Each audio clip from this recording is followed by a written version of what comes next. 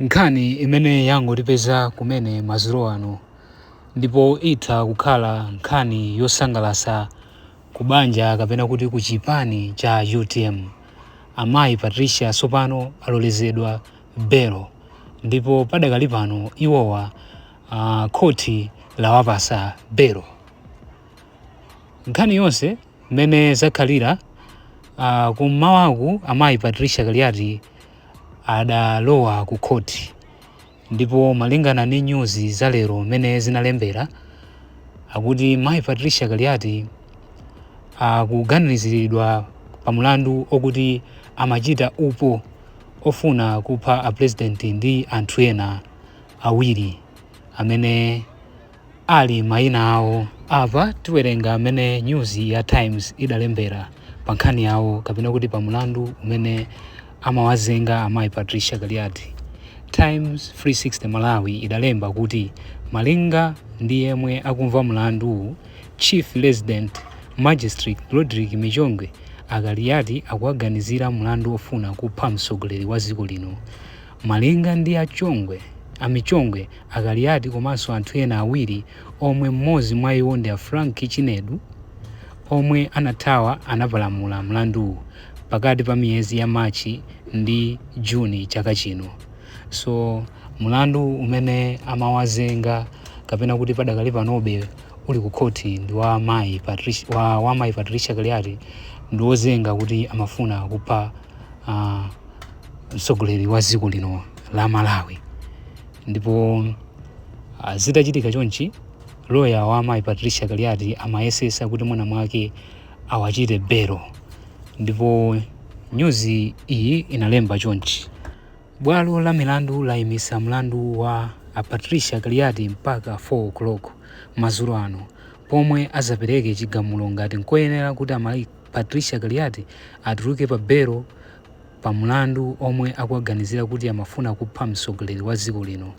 Poyankhula kwa atolankhani ayimisa mlandu Nkhwima Mchizi omwe akuyimira Kaliati ati belo ndi ufulu, ndipo ngati mbali yoyimbidwa mlandu akufuna Kaliati atuluke pa belo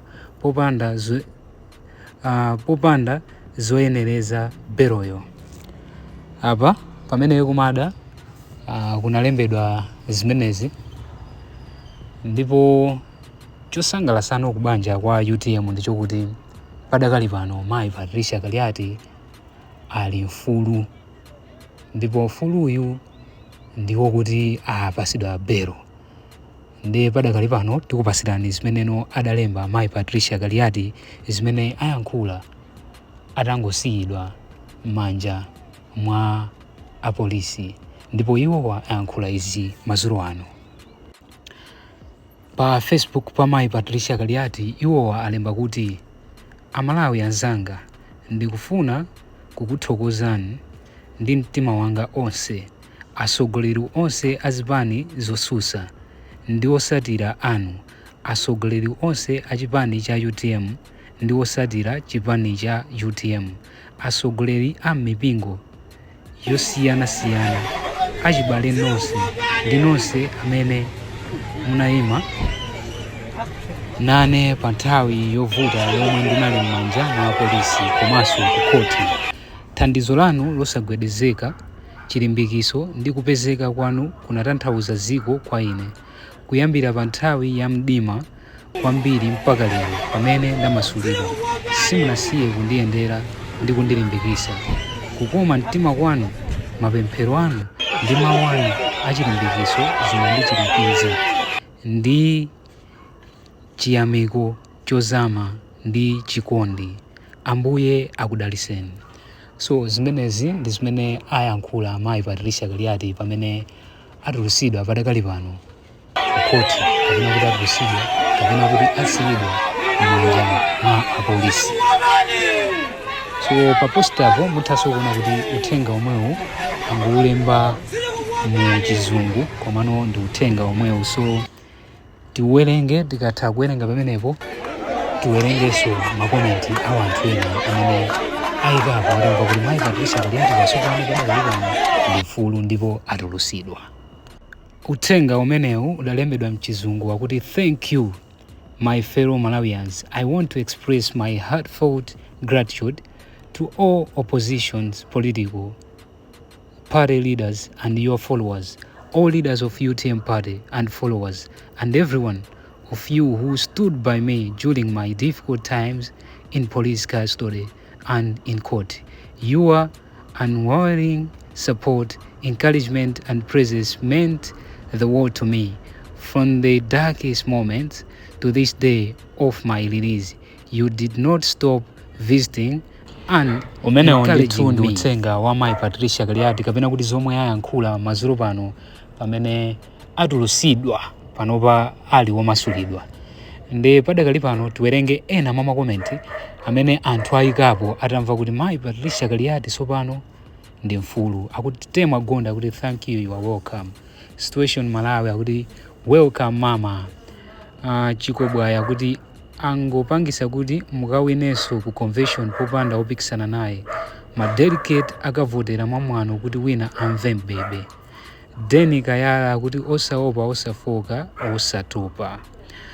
Inu moti mumaona ngati simutuluka. Luwa akuti MCP isapeteka ndi anyembeteka osaopa mama. Mele Chiguduli, very courageous woman. I knew you will make it by God's grace. Iferuta Togoza.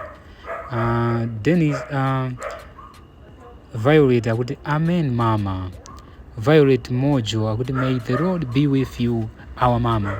So apapa mutakuona kuti anthu ambiri akuchipaniki kapena kuti wasapota mai Patricia Kaliati sopano alosangalala kuti asiyidwa ndipo apasidwa belo kuti abweranso kwawo atakhala atasungidwa ku polisi kwa masiku ndithu angapo, masiku osachepera 5 ali kumeneku m'manja mwa polisi.